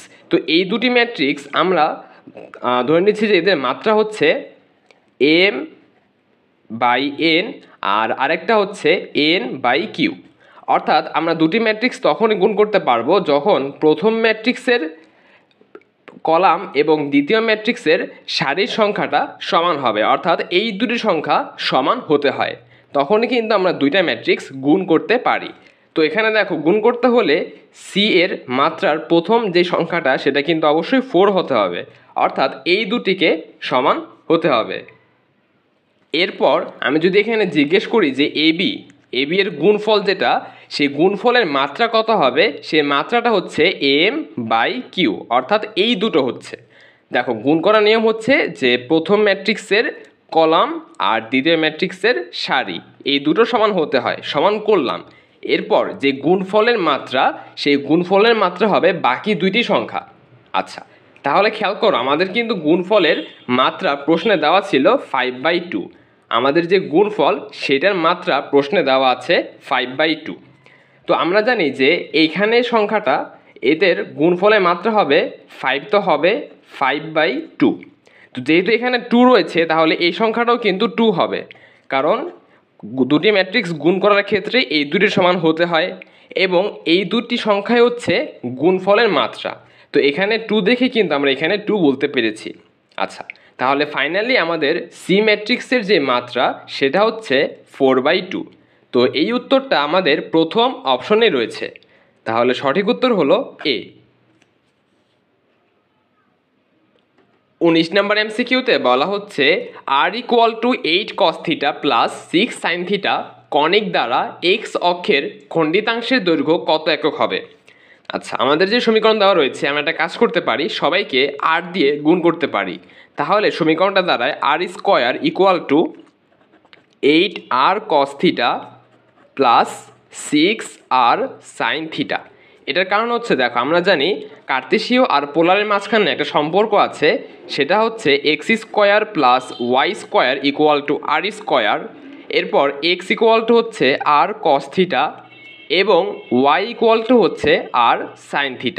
এগুলো হচ্ছে আমাদের কার্তেশীয় এবং পোলার এর মাঝখানে সম্পর্ক। তো এখন দেখো আমাদের প্রশ্নে যে r² এসেছে, সেই r² এর জায়গায় আমরা লিখতে পারি x² প্লাস y² = 8।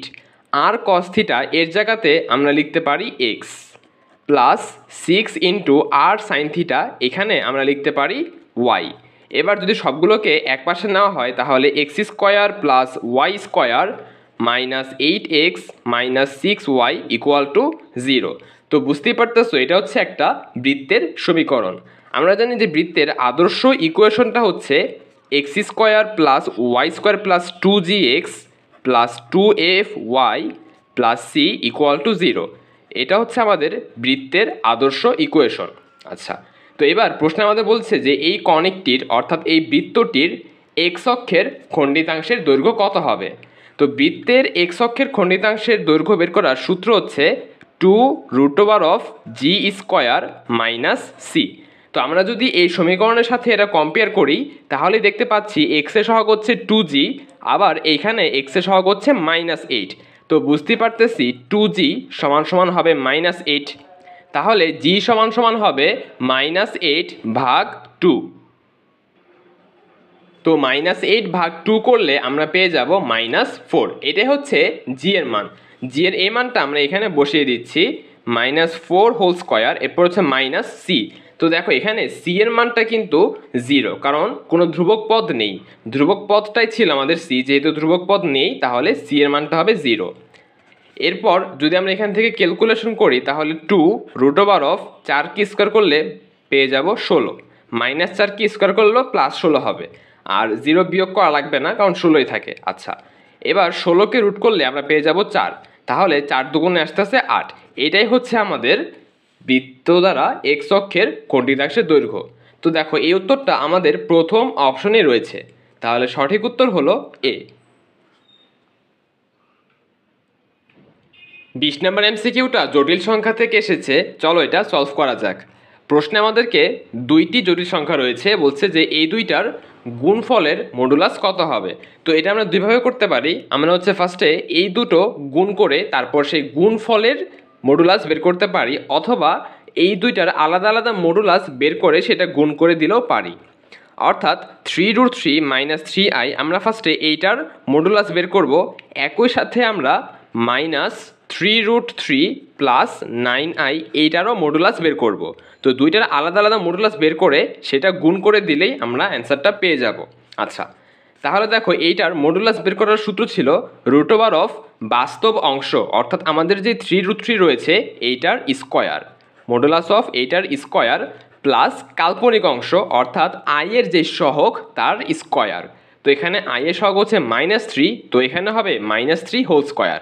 এরপর ইন্টু রুট ওভার অফ, এখানেও সেম কাজ, এখানে রয়েছে -3√3, তাহলে আমরা লিখব -3√3 তার স্কোয়ার প্লাস কাল্পনিক অংশ অর্থাৎ 9 এর স্কোয়ার।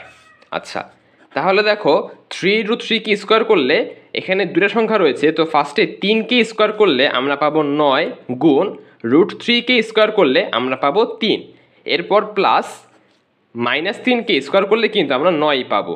আচ্ছা, ইন্টু এখানেও সেম জিনিস, -3 স্কোয়ার করলে আমরা পাবো 9 গুণ √3 কে স্কোয়ার করলে পাবো 3, তারপর রয়েছে প্লাস 9 স্কোয়ার অর্থাৎ 81। এবার এখানে যোগ করলে 3 নং 27, 3 নং হয় 27, 27 যোগ 9 করলে আমরা পেয়ে যাব 36। আচ্ছা, ইন্টু এখানে রয়েছে 3 নং 27 প্লাস 81, এখানে রয়েছে 3 নং 27, 27 যোগ 81 করলে আমরা পেয়ে যাব 108। আচ্ছা, এবার দেখো 36কে তো আমরা সরাসরি রুট করতে পারি, 36কে রুট করলে হয় 6, কিন্তু 108কে আমরা সরাসরি রুট করতে পারি না। তো এটাকে আমরা লিখতে পারি ভেঙে এভাবে 36 গুণ 3, 108কে কিন্তু 36 গুণ 3 আকারে ভেঙে লেখা যায়। আচ্ছা, এবার 36কে রুট করলে থাকবে 6 আর ভিতরে কিন্তু 3 থেকে যাবে, তাহলে এই সংখ্যা দুইটা গুণ করলে আমরা পেয়ে যাব 36√3। তো এটাই হচ্ছে আমাদের নির্ণয় মডুলাসের মান। তো এই উত্তরটা আমাদের সি নাম্বার অপশনে রয়েছে, তাহলে সঠিক উত্তর হবে সি। 21 নম্বর এমসিকিউতে বলা হচ্ছে যে function of x equal log x minus root x square -4 এর ডোমেন কোনটি? দেখো, ডোমেন বলতে আমরা বুঝি এক্সের সেই সকল মান যেই সকল মানের জন্য প্রদত্ত ফাংশনটা বাস্তব হয়। আচ্ছা, তাহলে বাস্তব মান পাওয়ার জন্য লগের সাথে যে রাশিটা রয়েছে সেটাকে কিন্তু অবশ্যই 0 থেকে বড় হতে হবে, 0 হওয়া যাবে না, কারণ আমরা জানি লগের পর যদি 0 অথবা নেগেটিভ কোনো সংখ্যা আসে তাহলে কিন্তু সেটা অসংজ্ঞায়িত অথবা অনির্ণয় চলে আসে। এই জন্য আমরা বলতে পারি যে লগের সাথে যে রাশিটা রয়েছে সেই রাশিটার মান অবশ্যই 0 থেকে বড় হতে হবে, 0 হলেও কিন্তু হবে না। আচ্ছা, এটা একটা শর্ত, এবং একই সাথে আমাদের মানতে হবে যে রুটের ভিতরে যে রাশিটা রয়েছে সেইটার মানও কিন্তু 0 অথবা 0 থেকে বড় হতে হবে। রুটের ভিতরে যে রাশিটা রয়েছে সেটার মান 0 অথবা 0 থেকে বড় হতে হবে। এখানে নেগেটিভ সংখ্যা চলে আসলে কিন্তু আমরা কাল্পনিক মান পেয়ে যাব বা জটিল সংখ্যা চলে আসবে, কিন্তু আমাদের শুধুমাত্র বাস্তব মান লাগবে। ডোমেন বলতে কিন্তু এক্সের শুধু বাস্তব মানগুলোকে বোঝায়। তো বাস্তব মান পেতে হলে রুটের ভিতরের রাশিটাকে অবশ্যই ধনাত্মক হতে হবে, নেগেটিভ হওয়া যাবে না। আচ্ছা, তো ফার্স্টে যদি আমরা এটা নিয়ে কাজ করি তাহলে এক্স স্কোয়ার -4 এপাশে গেলে হবে +4, তাহলে স্কোয়ার এপাশে গেলে প্লাস মাইনাস রুট হবে, তাহলে +-√4 অর্থাৎ 4কে রুট করলে পেয়ে যাব 2। আচ্ছা, যেহেতু স্কোয়ারকে পাঠিয়ে দিয়েছিলাম তাই স্কোয়ার কিন্তু হবে না এখানে। তো এবার দেখো, যেহেতু প্লাস মাইনাস এসেছে এটাকে আমরা এইভাবে লিখতে পারি +2 আর -2। তো শুরুতে লিখবো -2, লাস্টে লিখবো +2, মাঝখানে বসবে এক্স, আর এখানে চিহ্নটা যেরকম ছিল সেরকমই বসবে, এখানে বসবে গ্রেটার দেন অর ইকুয়াল, এখানেও বসবে greater than or equal, plus minus আসলে আমরা এইভাবে লিখতে পারি। আচ্ছা, এবার সেমভাবে যদি আমরা এটার এখান থেকে এক্সের একটি ব্যবধি বের করার চেষ্টা করি তাহলে মাইনাসটাকে এপাশে পাঠালে হবে প্লাস, তাহলে এক্স গ্রেটার দেন √(x² -4। আচ্ছা, এবার খেয়াল করো, আমরা যদি দুই পাশে স্কোয়ার করে দেই তাহলে এখানে আবার আসবে x² এবং এখানেও কিন্তু x² চলে আসবে। তো x² কিন্তু দুই পাশ থেকে বাদ চলে যাবে, এখানে আমরা এক্সের কোনো ব্যবধি পাবো না। আচ্ছা, তাহলে আমরা একটু আগে যে মানটা পেয়েছি সেটাকে কাজে লাগাতে পারি। দেখো, আমরা বলেছিলাম রুট করার ফলে আমরা যেই মানটা পাবো অর্থাৎ এইটা, তো রুট করার ফলে আমরা যে মানটা পাবো সেই মানটাকে কিন্তু অবশ্যই 0 অথবা 0 থেকে বড় হতে হবে, অর্থাৎ আমাদের এই যে মানটা রয়েছে এই মানটাকে অবশ্যই 0 অথবা 0 থেকে বড় হতে হবে। তো এর জন্য আমরা কিন্তু এই রাশিটার পরিবর্তে এভাবে লিখতে পারি। আচ্ছা, তাহলে মোটামুটি আমরা একটা ব্যবধি পেয়ে গেলাম, এই একটা ব্যবধি পেয়েছি, এটা একটা পেয়েছি। আচ্ছা, তাহলে সংখ্যা রেখে একে বোঝাচ্ছি যে এটা হচ্ছে আমাদের সংখ্যা রেখা, মাঝখানে হচ্ছে 0, এখানে 1, এখানে 2, একইভাবে এখানে হচ্ছে -1, এখানে হচ্ছে -2, এভাবে তো এখানে ধনাত্মক সংখ্যা 3, 4 করতে করতে এখানে ইনফিনিটি পর্যন্ত আছে। একইভাবে এখানে আমাদের -ইনফিনিটি পর্যন্ত আছে। তো আমরা যদি প্রথমটা বসাই, প্রথমটা হচ্ছে 0 থেকে শুরু করে 0 থেকে বড় সকল সংখ্যা, অর্থাৎ 0 থেকে ইনফিনিটি সবগুলোই এখানে হবে। প্রথম ব্যবধি দ্বারা কিন্তু 0 থেকে ইনফিনিটি সবগুলোকেই বোঝাচ্ছে। এবার যদি আমরা দ্বিতীয় ব্যবধিটা আঁকি, এখানে বলতে চেয়েছে যে এক্সের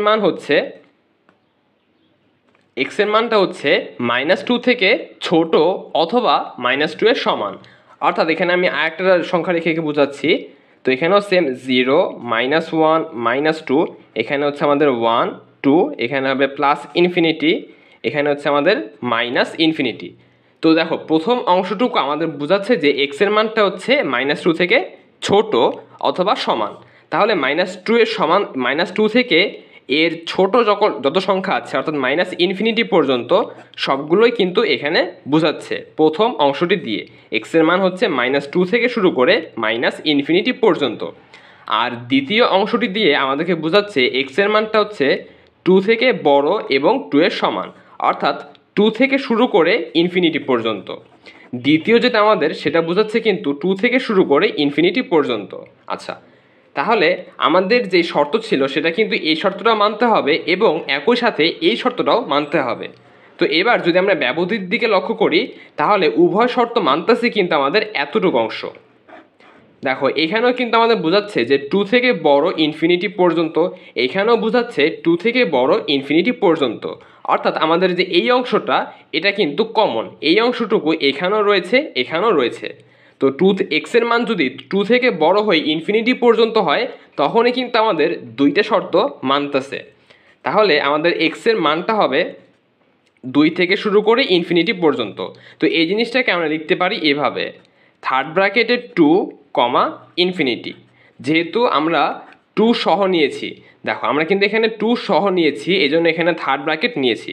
যদি 2 থেকে বড় হতে হতো তাহলে ফার্স্ট ব্র্যাকেট নিতাম।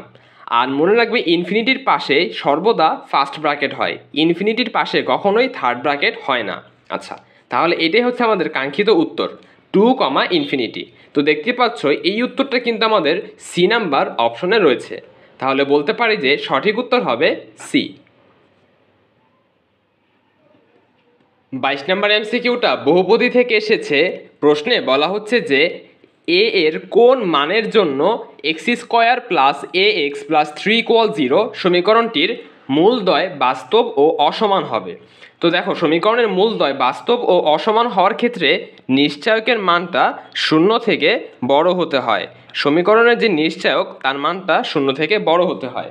এবার আমরা জানি যে নিশ্চয়ক এর সূত্র হচ্ছে b² - 4ac, যেখানে b বলতে বোঝায় x এর সহগ, a বলতে বোঝায় x² এর সহগ, আর c বলতে বোঝায় ধ্রুবক পদটা। তো বুঝতে পারতেছো এখানে b এর মানটা হচ্ছে a, তাহলে আমরা এখানে বসিয়ে দিচ্ছি a² - 4 ইন্টু a মানে হলো x² এর সহগ, তো এখানে সহগ হিসেবে রয়েছে 1, ইন্টু c হচ্ছে ধ্রুবক পদটা যেটা হচ্ছে 3 > 0। তাহলে a² - 3 × 4 = 0।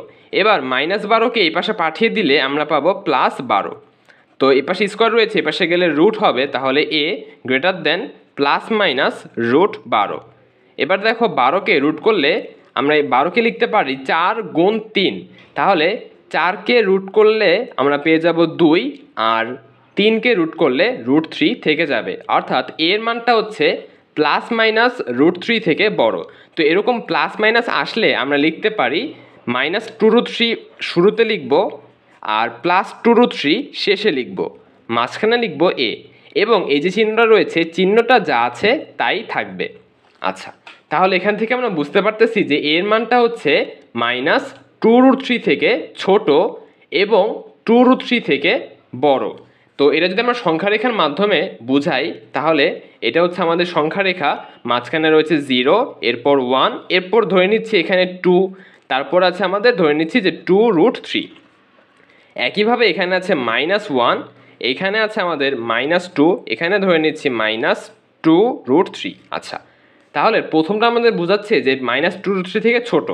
দেখো এই মানটা কিন্তু এভাবে অসীম পর্যন্ত চলতে চলতে লাস্টের মানটা অসীম হবে, অসীম পর্যন্ত এটা চলতেছে। আচ্ছা, একইভাবে এখানেও কিন্তু এই মানটা অসীম পর্যন্ত রয়েছে। তো -2 থেকে ছোট বলতে কিন্তু এই সবগুলো মান কি বোঝাচ্ছে, -2√3 থেকে ছোট, মানে এখান থেকে শুরু করে এই সবগুলো। তো এটাকে আমরা যদি বন্ধনীর মাধ্যমে লিখি তাহলে হয় -2√3, ইনফিনিটি। এখানে কিন্তু ফার্স্ট ব্র্যাকেট হবে, কারণ আমরা -2√3 নিচ্ছি না, এর এক ঘর পর থেকে নিচ্ছি। দেখো এখানে কিন্তু বলেনি যে এর মানটা -2√3 এর সমান হবে, সমান কিন্তু বলেনি, ছোট বলেছে, এজন্য এটা নিতে পারবো না, এজন্য ফার্স্ট ব্র্যাকেট দিতে হবে। একইভাবে এখানে বলেছে এর মানটা 2√3 থেকে বড়, অর্থাৎ 2√3 থেকে এইখানে আমরা কি করব, এক ঘর পর থেকে নিব। তো এক ঘর পর থেকে ইনফিনিটি পর্যন্ত, তাহলে এটাকে আমরা বলতে পারি 2√3, ইনফিনিটি। এখানে আমাদেরকে ফার্স্ট ব্র্যাকেট ইউজ করতে হবে। যদি এখানে ইকুয়াল চিহ্ন থাকতো তাহলে থার্ড ব্র্যাকেট লিখতে পারতাম, আর ইনফিনিটির পাশে সর্বদাই ফার্স্ট ব্র্যাকেট হয়। আচ্ছা, তাহলে এটাও হতে পারে, এটাও হতে পারে, এই জন্য আমরা এখানে ইউনিয়ন দিয়ে দিব, দুটোই যেহেতু উত্তর। তো দেখতে পাচ্ছ। আচ্ছা, আর এখানে যেহেতু এগুলো মাইনাস, তো এটা কিন্তু -ইনফিনিটি হবে, এটা হচ্ছে -ইনফিনিটি। আর -ইনফিনিটিটাকে আমরা আগে লিখতে পারি, তাহলে লাইনটা দাঁড়াবে -ইনফিনিটি, -2√3। হ্যাঁ, প্রথমটা হচ্ছে আমাদের -ইনফিনিটি, -2√3, পরেরটা হচ্ছে 2√3, ইনফিনিটি, আর মাঝখানে হচ্ছে ইউনিয়ন। তো দেখতে পাচ্ছ এই উত্তরটা কিন্তু আমাদের সি নাম্বার অপশনে রয়েছে, তাহলে বলতে পারে যে সঠিক উত্তর হবে সি। 23 নম্বর এমসিকিউতে বলা হচ্ছে যে 2cos² x + 3cos x = 2, এবং একটা শর্ত দেওয়া আছে, সেটা হচ্ছে থিটা এর মান 0 থেকে বড় এবং 2π থেকে ছোট। তাহলে এইটার সমাধান সেট কোনটি হবে, অর্থাৎ x এর মান কত হবে। তো দেখো এটা কিন্তু আমরা খুব সহজেই সমাধান করতে পারি। ফার্স্টে যদি সবগুলোকে এক পাশে নিয়ে আসি তাহলে লাইনটা দাঁড়ায় 3cos x, এরপর +2কে এই পাশে নিলে হবে -2 = 0। এবার কিন্তু আমরা এখানে মিডল টার্ম করতে পারি, দেখতে পাচ্ছ 2 দুগুণে 4, আর এখানে রয়েছে বিয়োগ। আচ্ছা, তাহলে আমরা যদি 4 এবং 1 নেই তাহলে এই দুটি সংখ্যা বিয়োগ করলে 3 হয়, আবার গুণ করলে কিন্তু 4 হয়। আচ্ছা, তাহলে আমরা লিখতে পারি যে 2cos² x + 4cos x - 1cos x, অর্থাৎ শুধু cos x, -2 = 0। তো বুঝতে পারতেছো এতটুক থেকে আমাদের কমন যায় 2cos x, তাহলে থাকে cos x + 2, এরপর -1, এখান থেকে আমাদের কমন যায়, কিছু কমন যায় না, এর জন্য -1 কমন নিচ্ছি, তাহলে হবে cos x + 2। মাইনাস কমন নেওয়ার কারণে চিহ্নগুলো চেঞ্জ হয়ে গিয়েছে। তাহলে সুতরাং একটা হচ্ছে cos x + 2, আরেকটা হচ্ছে 2cos x - 1 = 0। তো যেহেতু দুটি রাশির গুণফল 0, আমরা বলতে পারি যে একবার cos x + 2 = 0, আরেকবার হচ্ছে 2cos x - 1 = 0। আচ্ছা, তাহলে প্রথমটা থেকে আমরা পাই যে cos x = -2, +2 এসে গেলে -2। দেখো এই মানটা কিন্তু গ্রহণযোগ্য নয়, কারণ cos x এর মান -1 থেকে ছোট হতে পারবে না। আচ্ছা, তাহলে এটা গ্রহণযোগ্য নয়। আর এখান থেকে আমরা পাই cos x = -1, এ পাশে গেলে +1, আর 2 গুণ আকারে ছিল, এ পাশে গেলে হাফ, cos x = হাফ। আচ্ছা, তো আমরা জানি যে cos 60 ডিগ্রি এর মান হচ্ছে হাফ, তো বলতে পারি cos π/3। এখন দেখো অপশনগুলোর দিকে তাকালে কিন্তু আমাদের দুটি করে মান এসেছে। আচ্ছা, তাহলে আমাদের সাধারণ সমাধান বের করতে হবে। আমরা জানি যে cos x = cos আলফা হলে x = হয় 2nπ ± আলফা, অর্থাৎ ±π/3 হবে এখানে, যেখানে n হচ্ছে শূন্য সহ ধনাত্মক ও ঋণাত্মক সকল পূর্ণ সংখ্যা, মানে n বলতে কিন্তু পূর্ণ সংখ্যা বোঝায় এখানে। আচ্ছা, তো এখানে n এর মান 0 হতে পারে, +1 - 1 সবগুলো হতে পারে। তবে দেখো আমাদের যে শর্ত দেওয়া ছিল সেখানে বলেছিল যে থিটা এর মান 0 থেকে বড় হবে, অর্থাৎ নেগেটিভ হবে না। তো যেহেতু নেগেটিভ হবে না এজন্য কিন্তু এন এর মানগুলো নেগেটিভ নেওয়ার প্রয়োজন নেই। আচ্ছা, আমরা শুধু 0 নিব এবং পজিটিভ মানগুলো নিব। তো ফার্স্টে যদি এন এর মানটা 0 হয় তাহলে এক্স ইকুয়াল টু আমরা পাই, এটা 0 হয়ে যাবে, প্লাস মাইনাস π/3 হবে। তো মাইনাসটা তো হবে না, শুধুমাত্র π/3 হবে। মাইনাসটা কিন্তু গ্রহণযোগ্য না, প্রশ্নে বলাই ছিল। আচ্ছা, তা আমি লিখে দিচ্ছি, কিন্তু এটা গ্রহণযোগ্য হবে না। আচ্ছা, এরপর যদি আমরা n ইকুয়াল টু 1 নেই তাহলে এখানে হবে 2π প্লাস মাইনাস π/3। তো আমরা একবার 2π প্লাস π/3 করব, আরেকবার 2π মাইনাস π/3 করব। তো যদি আমরা প্লাস করি তাহলে লসাগু করলে নিচে হচ্ছে 3, উপরে হবে 3 দুগুণে 6, 6π প্লাস π অর্থাৎ 7π/3। আর এখানে যদি আমরা বিয়োগ করি তাহলে নিচে 3, উপরে হবে 3 দুগুণে 6π মাইনাস π অর্থাৎ 5π/3। আচ্ছা, তো এবার খেয়াল করে দেখতে পাবে আমাদের কিন্তু শুধুমাত্র এইটাই গ্রহণযোগ্য, এটা কিন্তু গ্রহণযোগ্য না। কারণ 7/3, দেখো 6/3 হলে 2 হয়, তো 7/3 এটা অবশ্যই 2 থেকে বড় হবে, অর্থাৎ এই মানটা কিন্তু 2π থেকে বড়। প্রশ্নে আমাদের বলেছিল যে থিটার মানটা 2π থেকে ছোট হতে হবে, তাহলে কিন্তু 7π/3 এই মানটাও গ্রহণযোগ্য নয়। তাহলে গ্রহণযোগ্য হচ্ছে π/3 এবং 5π/3। তাহলে আমাদের এক্সের মানটা দাঁড়ালো π/3, 5π/3। তো এটা হচ্ছে আমাদের নির্ণয় সমাধান সেট। আচ্ছা, তো এবার দেখতে পাচ্ছ যে এই উত্তরটা আমাদের প্রথম অপশনে রয়েছে, π/3, 5π/3। তাহলে বলতে পারি যে আমাদের সঠিক উত্তর হবে এ। চলো এবার 24 নম্বর এমসিকিউটা সলভ করি। তো এমসিকিউটা সলভ করার পূর্বে আমাদের কিছু সূত্র জানা লাগবে, সেটা হচ্ছে এনপিআর, এনসিআর, এই সূত্রগুলো আমাদের জানা লাগবে। তো এনপিআর এটার সূত্র হচ্ছে n factorial divided by n minus r factorial, এবং এনসিআর এটার সূত্র হচ্ছে n ফ্যাক্টোরিয়াল, নিচেও n মাইনাস আর ফ্যাক্টোরিয়াল, কিন্তু এখানে একটা অতিরিক্ত আর ফ্যাক্টোরিয়াল থাকে। আচ্ছা, তো এবার আমরা যদি দুইটা ভাগ করে দেই তাহলে দেখতে পাবো যে এনপিআর সমান সমান দাঁড়ায় এনসিআর ইন্টু আর ফ্যাক্টোরিয়াল। এই দুটো ভাগ করে দিলেই কিন্তু আমরা এই সূত্রটা পেয়ে যাই। আচ্ছা, এটা একটা সূত্র হিসেবে মনে রাখবো আমরা। এরপর আরেকটা হচ্ছে এনসিআর এর, আমরা এই সূত্রটা পড়েছি, এটাকে আবার লেখা যায় n+1 CR minus n CR-1। এনসিআরকে কিন্তু আমরা ভেঙে এভাবেও লিখতে পারি। আচ্ছা, এবার যদি আমরা প্রশ্নে ফিরে আসি তো দেখতেই পাচ্ছ প্রথমে আমাদের এনপিআর রয়েছে, এনপিআরের জায়গায় কিন্তু আমরা এই জিনিসটা লিখতে পারি যে n C r into r factorial equal to, এরপর রয়েছে কে into n+1 CR minus NCR-1। দেখতে পাচ্ছ এখানে আমাদের যেটা রয়েছে সেটাই কিন্তু আমরা এই সূত্রের মধ্যে লিখেছি। তো এই সম্পূর্ণ জিনিসটার জায়গায় আমরা বসাতে পারি NCR, তো এখানে লিখতে পারি কে ইন্টু NCR। এবার যদি দুই পাশ থেকে NCR কাটাকাটি করি তাহলে আমরা পাই আর ফ্যাক্টোরিয়াল সমান সমান কে, অর্থাৎ কে এর মানটা হচ্ছে আর ফ্যাক্টোরিয়াল। প্রশ্নে কে এর মানটাই জানতে চেয়েছিল, তাও বলতে পারি যে কে এর মানটা হচ্ছে আর ফ্যাক্টোরিয়াল, অর্থাৎ সঠিক উত্তর হবে সি। আমরা আমাদের সর্বশেষ এমসিকিউতে চলে এসেছি, চলো এটা সলভ করি। প্রশ্নে বলা হচ্ছে যে তিনটি সমতলীয় বল পি, কিউ এবং আর, অর্থাৎ এই তিনটি বল একই তলে কাজ করতেছে। আচ্ছা, কোনো বিন্দুতে ক্রিয়া করে সাম্যাবস্থায় আছে।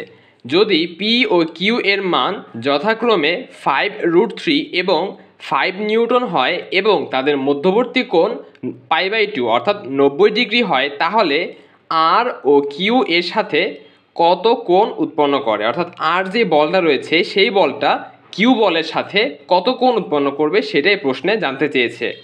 তো এখন দেখো প্রশ্নে কিন্তু বলা আছে যে পি আর কিউ এর মধ্যবর্তী কোণ π/2।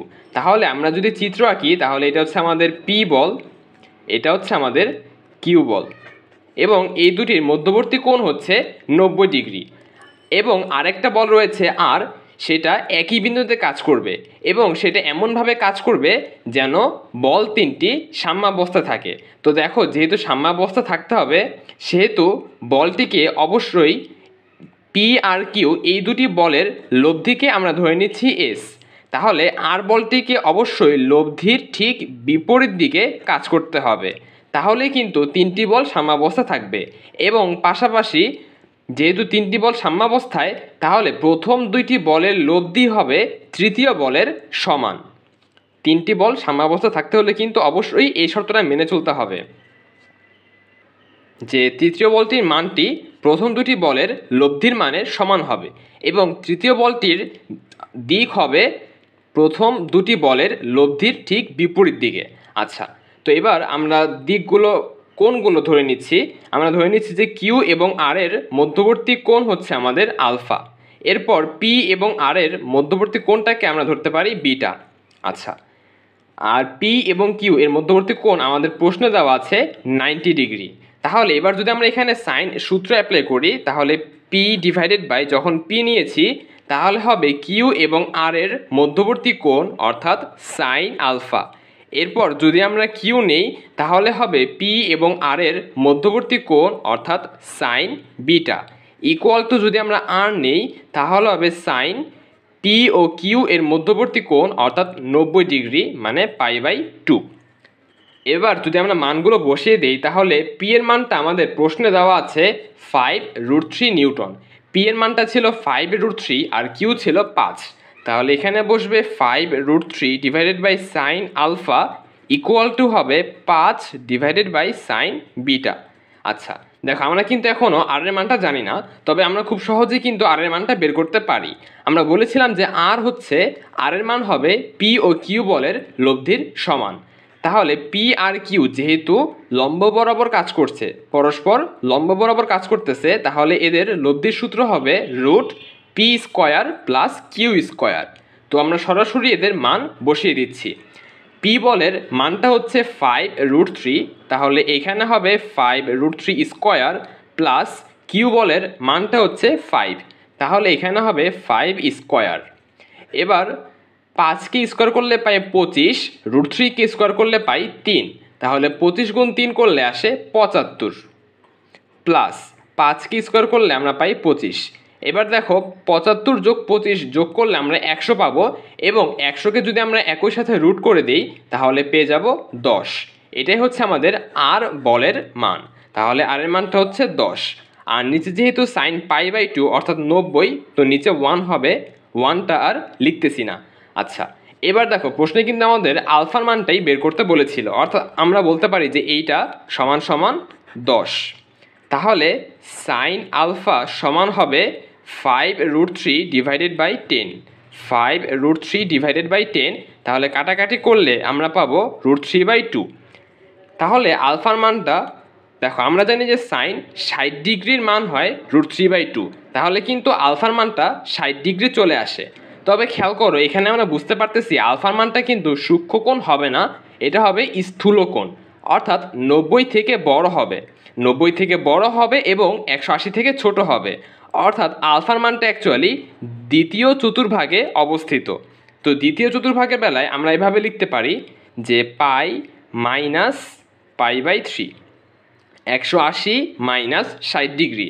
যদি আলফার মানটা সূক্ষ্মকোণ হতো তাহলে কিন্তু সূক্ষ্মকোণ 60 ডিগ্রি বলে দিতাম। যেহেতু এটা সূক্ষ্মকোণ নয়, স্থূলকোণ, এজন্য আমরা দ্বিতীয় চতুর্ভাগের জন্য এভাবে বলতেছি। আচ্ছা, তো এবার লসাগু করলে নিচে হয় 3, এখানে হবে 3π মাইনাস π অর্থাৎ 2π ডিভাইডেড বাই 3, অর্থাৎ 120 ডিগ্রি। তাহলে আলফার মানটা হচ্ছে 120 ডিগ্রি অথবা 2π/3। তাহলে কিউ এবং আর এর মধ্যবর্তী কোণ হচ্ছে 2π/3। দেখতে পাচ্ছ এই উত্তরটা আমাদের সি নাম্বার অপশনে রয়েছে। তাহলে বলতে পারি যে সঠিক উত্তর হবে সি। তো এরই মাধ্যমে আমাদের আজকের ক্লাসটি শেষ হলো। আশা করি সবাই সবগুলো এমসিকিউ এর ব্যাখ্যা বুঝতে পেরেছো। কারো যদি কোনো এমসিকিউতে সমস্যা থেকে থাকে তাহলে অবশ্যই কমেন্ট করে জানাবে এবং আজকের ক্লাসটি তোমাদের ভালো লেগে থাকলে অবশ্যই একটি লাইক দিয়ে দিবে এবং কোশ্চেন ব্যাংক সলভ সিরিজের ক্লাসগুলো নিয়মিত পেতে অবশ্যই আমাদের চ্যানেলটি সাবস্ক্রাইব করে বেল আইকনটি বাজিয়ে দিবে। এতক্ষণ ক্লাসটি করার জন্য ধন্যবাদ সবাইকে। দেখা হচ্ছে পরবর্তী ক্লাসে।